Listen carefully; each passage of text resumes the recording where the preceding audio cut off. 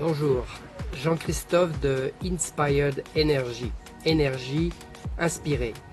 Aujourd'hui, je voudrais vous parler d'un sujet passionnant et qui est très à la mode en ce moment. Et ce n'est pas vraiment une découverte récente, mais de plus en plus de gens prennent conscience de ce qu'on appelle la réalité et la pensée et l'esprit quantique, qui nous permet de transformer notre réalité.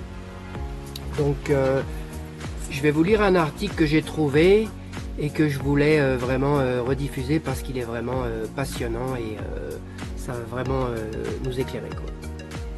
Le son est la réalité est formée d'atomes. Des atomes dont l'intérieur est en grande partie vide. De plus, pour comprendre cet article, pensez à la chose suivante dans votre vie. Tout ce qui est physique ne se compose pas de matière, mais de champs énergétiques ou de modèles de fréquences d'information. Notre esprit est un esprit quantique.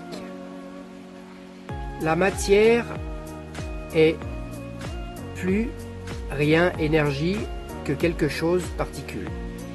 La vieille école croyait que les électrons tournaient autour du noyau comme les planètes tournent autour du Soleil. La nouvelle école nous dit que l'atome se compose de 99,99999% d'énergie et de 0,000001% de matière.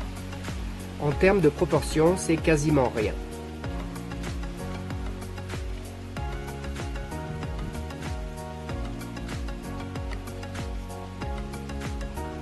Les physiciennes quantiques ont découvert que la personne qui observe les particules infinitésimales de l'atome affecte le comportement de l'énergie et de la matière. Les expériences quantiques ont démontré que les électrons existent comme une infinité de possibilités ou de probabilités dans un champ invisible d'énergie. Mais il n'y a que lorsque l'observatrice se fixe sur n'importe quelle localisation d'un électron que l'électron apparaît. De plus, une particule ne peut pas se manifester dans la réalité, c'est-à-dire dans l'espace-temps tel que nous connaissons, tel qu'elle n'est pas observée. Alors quand l'observateur cherche un électron, il y a un point concret dans l'espace et le temps où toutes les possibilités de l'électron se bloquent dans un événement physique. Avec cette découverte, l'esprit et la matière ne peuvent dès lors plus être considérés de manière séparée. Ils sont intrinsèquement liés, car l'esprit subjectif exerce des changements perceptibles sur le monde physique objectif. Nous parlons d'un esprit quantique. Sachez que, si au niveau subatomique, l'énergie répond à votre attention et ne se transforme en matière, comment votre vie changerait tel si vous appreniez à diriger l'effet observateur et à bloquer d'infinies ondes de probabilité sur la réalité que vous souhaitez. Seriez-vous une meilleure observatrice de la vie? Par nature, tout ce qui existe dans l'univers physique est fait de particules subatomiques comme des électrons. Ces particules sont à l'état d'onde, énergie, souvenez-vous, 99,99%, quand elles ne sont pas observées. Potentiellement, elles sont tout et rien, jusqu'à ce qu'on les observe. Elles existent partout et nulle part, jusqu'à qu'on les observe. Ainsi, tout ce qui existe dans notre réalité physique existe comme pur potentiel. Si les particules subatomiques peuvent exister de manière simultanée dans une infinité de lieux possibles, nous sommes potentiellement capables de bloquer une infinité de réalités possibles. C'est-à-dire que si vous pouvez imaginer un événement futur dans votre vie en vous basant sur vos désirs propres, cette réalité existe déjà comme possibilité dans le champ quantique. Elle attend que vous l'observiez. Si votre esprit quantique est capable d'influencer l'apparition d'un électron, il peut en théorie influencer l'apparition de n'importe quelle possibilité. Nos pensées et sentiments ne sont pas des exceptions à la règle.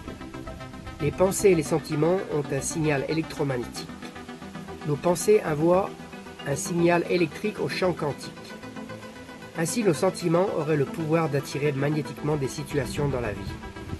En s'unissant, ce que nous pensons et ressentons produit un état de l'être qui génère une trace électromagnétique qui à son tour influence chaque atome de notre monde. Ce fait nous amène à la question suivante. Que transmets-je, consciemment ou inconsciemment, dans la vie quotidienne?